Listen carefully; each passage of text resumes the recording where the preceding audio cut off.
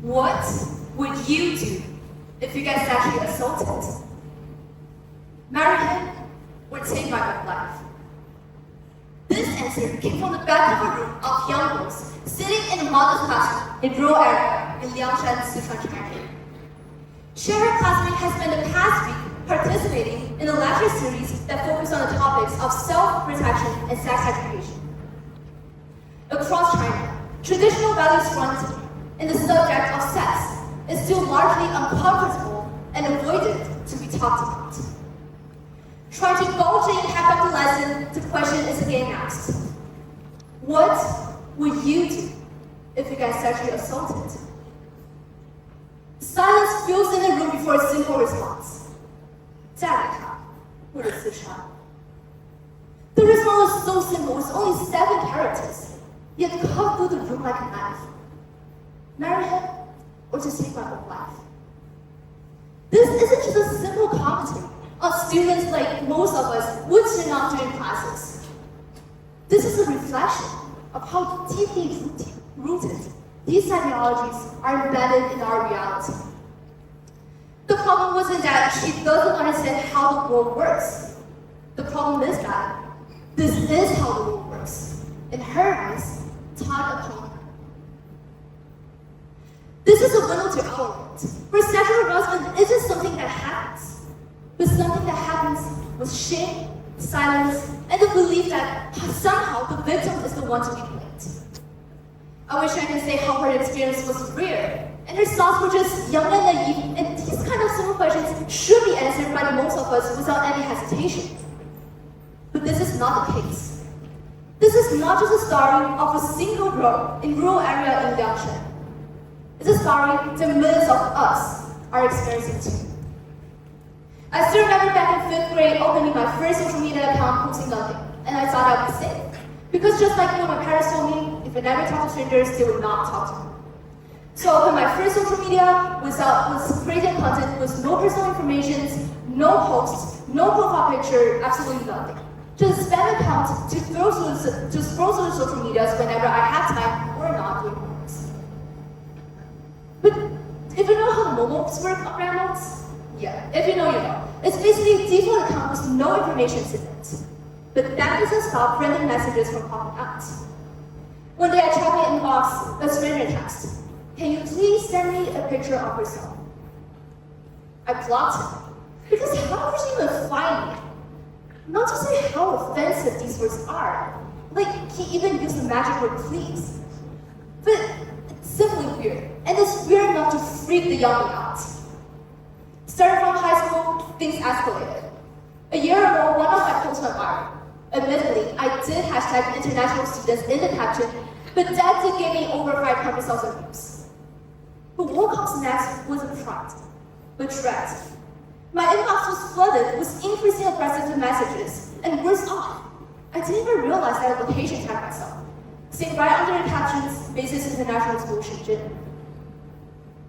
So the message started to become tricky, saying things like, I'm here by you, should we meet up? But that wasn't, to be honest, I'm the kind of person who's on phone 24/7 and checking all kinds of horrifying news and horror film commentaries. I am no stranger to any kinds of potential different dangers. I can even list 100 ways of that. But at a sudden, the plot in the horror film commentary seems like no longer stars. The plot that a girl being kidnapped right after school, tucked into the back of the car, and being kidnapped right away. In the moment I see these messages, feels like a very much potential that can happen in my life.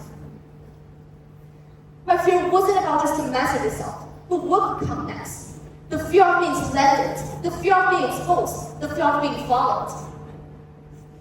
Simply because how sick these words are. So how widespread is this problem really?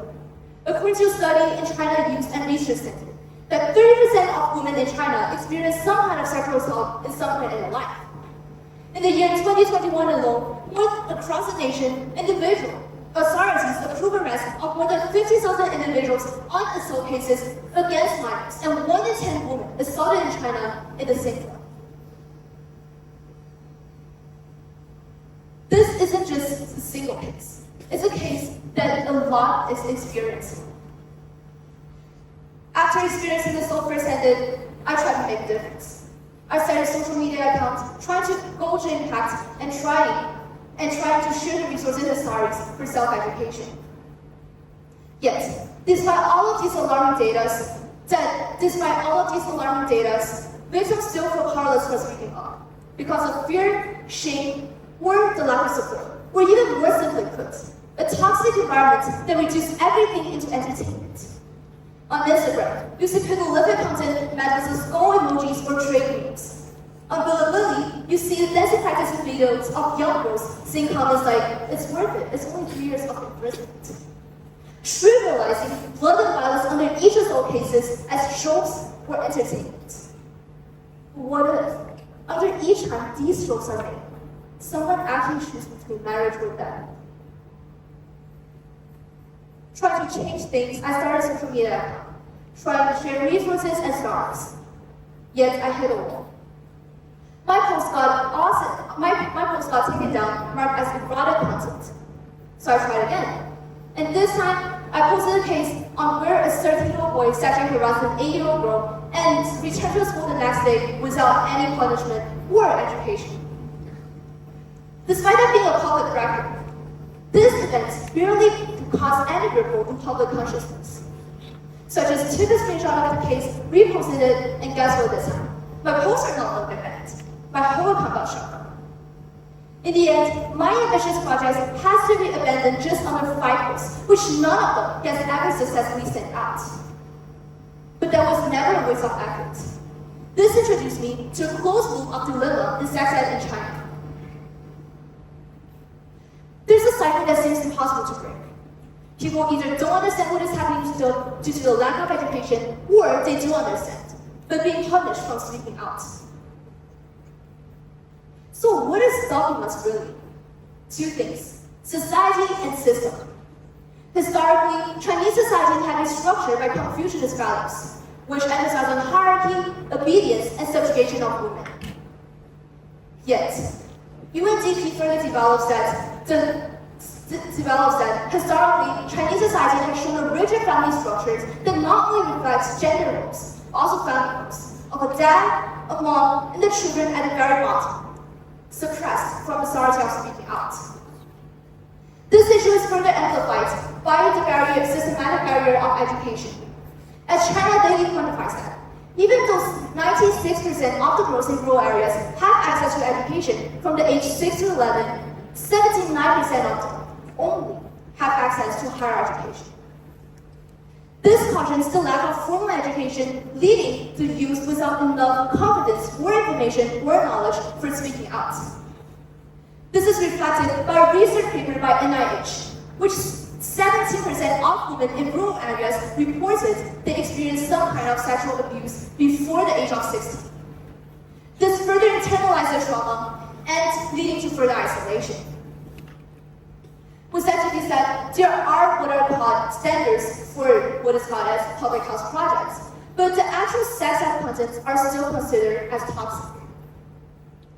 The most direct solution to this is the implementation of the comprehensive and age-appropriate sex education in schools from primary to secondary levels. However, currently, when getting a sex ed curriculum to be passed, it takes at least a month and sometimes not passed at all. And this is because there are many individuals that will influence the content of the curriculum, taking on parts of what are considered as age-inappropriate, leaving the final parts only biological concepts that should be introduced back when we are in primary schools.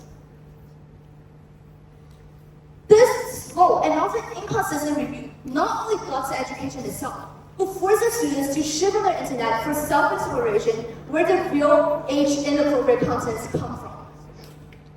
This unregulated and often misleading online sources perpetuates harmful stereotypes, reinforces gender inequality, and normalizes and even justifies abusive and even violent sexual behaviors. This content should not only be taught on biological concepts, but on concepts such as consent, boundaries, emotional well-being. When some doors are closed, others need to be opened. And this is why I'm creating a website for free and online resources for self-education in Chinese for sex ed. This will focus on concepts such as consent, hygiene, self-protection, law and rights, and will be age-appropriate and censorship.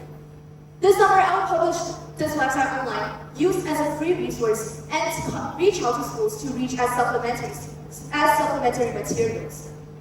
Step by step, I want to change this information that is silenced into accessible knowledge for people. The impact of international cases on sex education are well in sight. In Sweden, for example, sex education is a national curriculum starting from a very young age and directly decreasing 150 times less assault cases compared to that of China's. Studies have further proved that the relationship and sex education directly targets the very roots of rape culture. The wrong beliefs, victim blaming, silencing, directly decreasing the chances of violence. 25% less of psychological abuses, 60% less of sexual violences, and 60% less of physical violences. Changes are not only possible, but tangible and measurable, and it should be run over time. The story of little girl in rural area Liangshan is a story of millions. A stark world where women have to choose between being victims or dead. But it doesn't have to be this way.